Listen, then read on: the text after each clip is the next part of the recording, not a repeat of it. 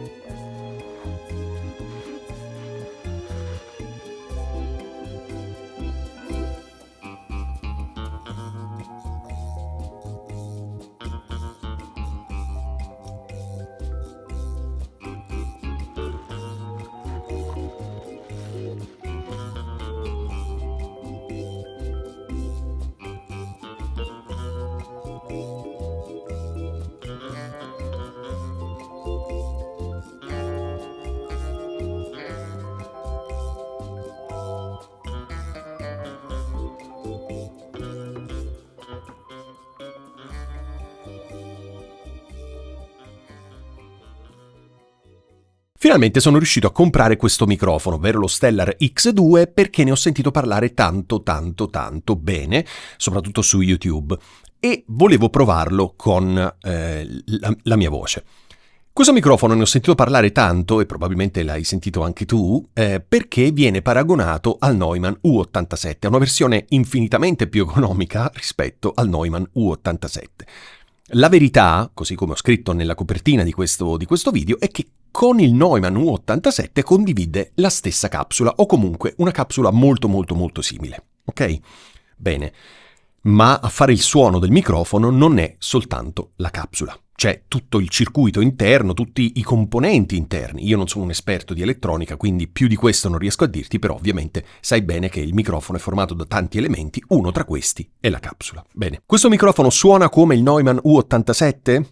Allora, per rispondere a questa domanda, aspetta fino a fine video, ma non andare avanti perché ti racconto un sacco di cose interessanti. Iniziamo però dai dettagli tecnici. In questo momento lo Stellar X2 sta entrando dentro il mio Tascam Mixcast 4 senza nessuna aggiunta di effetti, e lo stesso farò quando prenderò il file audio dal Tascam e lo porterò sul mio computer su Reaper.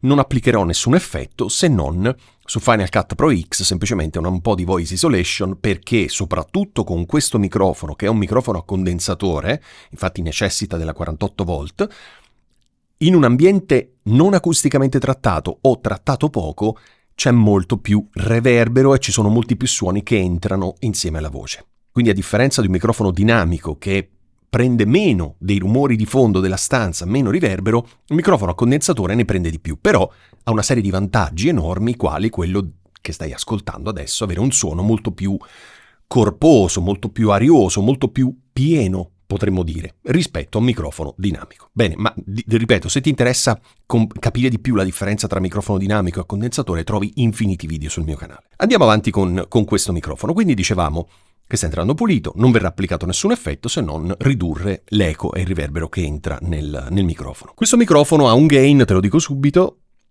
di 20. In questo momento, sta entrando con più 20 dB dentro il Tascam Mixcast 4. Come hai visto nella presentazione, nell'unboxing che ho fatto di questo prodotto, viene via con una bella valigetta rigida che al suo interno ha questo ragno che all'interno è imbottito, quindi il microfono non si graffia. Ti dico la verità, il ragno non è il miglior ragno che io abbia mai visto in tutta la mia vita, però sicuramente fa il suo dovere. E questa spugna, anche questa spugna non è male, sinceramente. Dopo ti faccio sentire anche il suono come cambia con la spugna. In questo momento tu lo stai sentendo normale, ok? Come vedi non c'è nessuna spugna. Perché? Perché ce l'ho fuori asse. Io sto parlando davanti a me, il microfono è sulla mia destra, a circa 45 gradi orientato verso la mia bocca. In questo modo io cerco di evitare che le plosive fastidiosissime, quindi le P e le B, entrino prepotenti dentro il microfono, perché essendo un microfono a condensatore, essendo un microfono molto sensibile, le P e le B ti devastano la registrazione. Ok? Quindi se vuoi tenerlo senza spugna perché ti piace di più il suono, tienilo così, ma ti consiglio, anche mettendo la spugna, di tenerlo comunque in questa posizione, che è la posizione corretta. È un microfono che, ti dico la verità, quando ho aperto la valigetta e l'ho preso in mano, la prima cosa che ho pensato, caspita quanto è piccolo. Perché effettivamente un microfono così, del quale se ne parla tanto e si dice che è simile o il clone del Neumann U87, che è un microfono bello grosso, ecco, vedere questo microfono così piccolino ti fa un po' strano. Ma quando lo attacchi, in questo caso al Tascam, ma alla scheda audio, eccetera, ti sorprende. Perché dici, com'è possibile che un microfono così piccolino abbia un suono così? E il suono è quello che stai sentendo adesso. Mi piace tantissimo questo microfono, te lo dico subito, perché ha un suono molto, qualcuno direbbe flat, quindi molto naturale, quindi non enfatizza i bassi, non enfatizza gli alti, non enfatizza i medi, è molto naturale, ma è un suono caldo.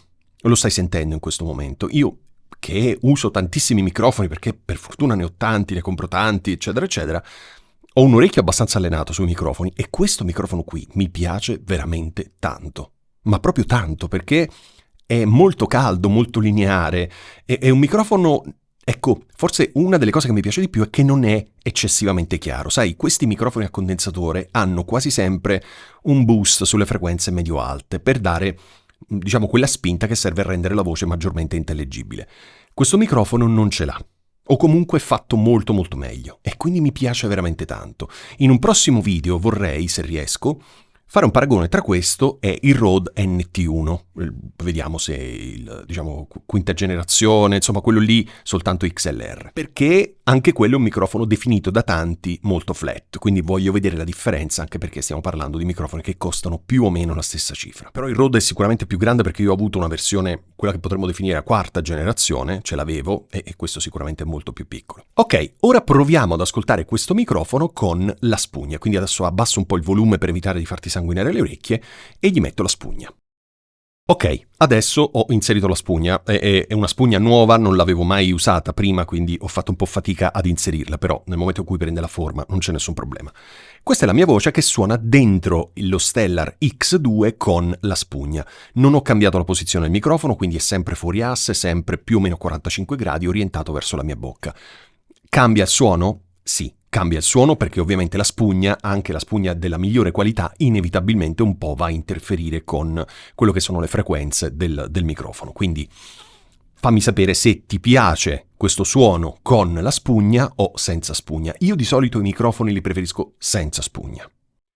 Perché se li usi bene, quindi su un lato, orientati verso la bocca, eccetera, eccetera, non hai neanche quel grosso problema della saliva che inevitabilmente viene fuori dalla bocca quando parli e può nel tempo, negli anni, corrodere anche la capsula o comunque danneggiare il microfono. Di solito la spugna si utilizza anche per quello.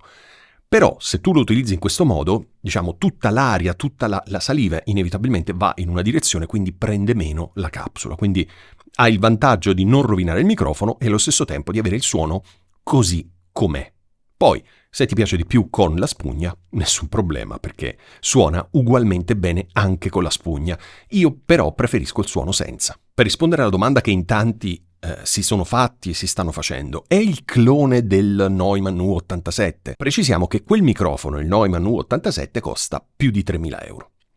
Perché costa più di 3.000 euro? Sicuramente il brand Neumann fa tanto, ovviamente, ma è un microfono che è diventato nel corso degli anni, di tanti anni, lo standard in tutti gli studi di registrazione.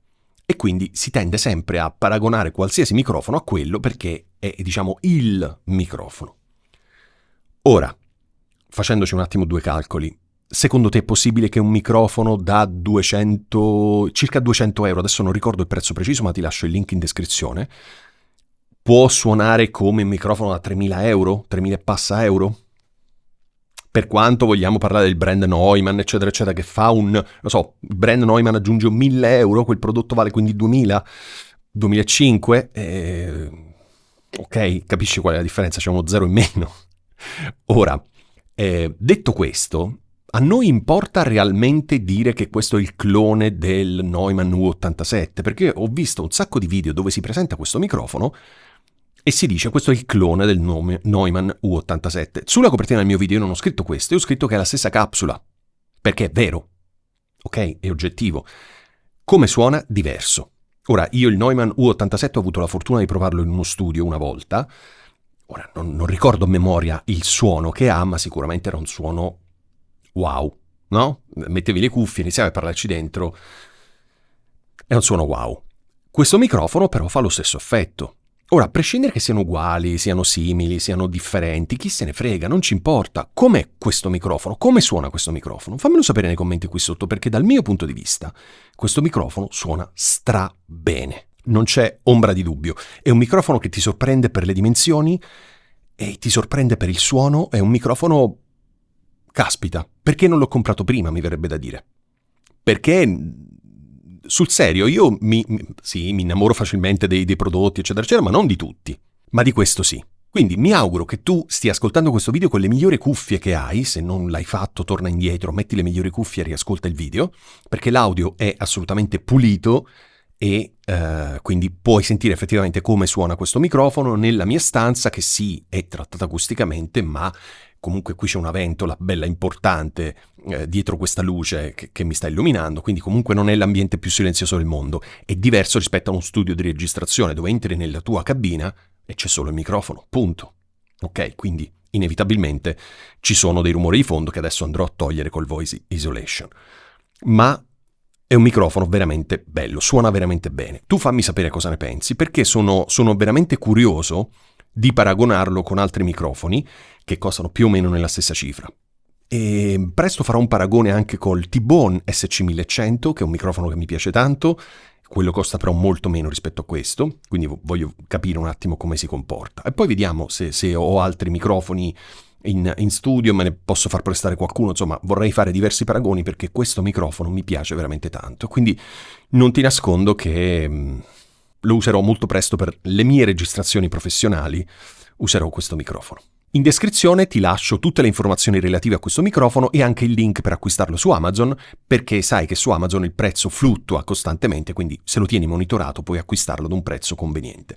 Ti lascio anche tutte le informazioni e aspetto le tue riflessioni, le tue domande o se mi indichi con quale microfono vuoi che io lo paragoni. Ovviamente non mi dire il Neumann U87 perché non ce l'ho, quindi mi piacerebbe tanto paragonarlo, ma a meno che qualcuno non me lo presta, diciamo che è difficile che io possa comprarlo. Ok, poi non mi servirebbe neanche, quindi se avessi tutti quei soldi, sinceramente li spenderei per altri strumenti. Detto questo, spero che il video ti sia piaciuto e noi ci vediamo settimana prossima. Ciao!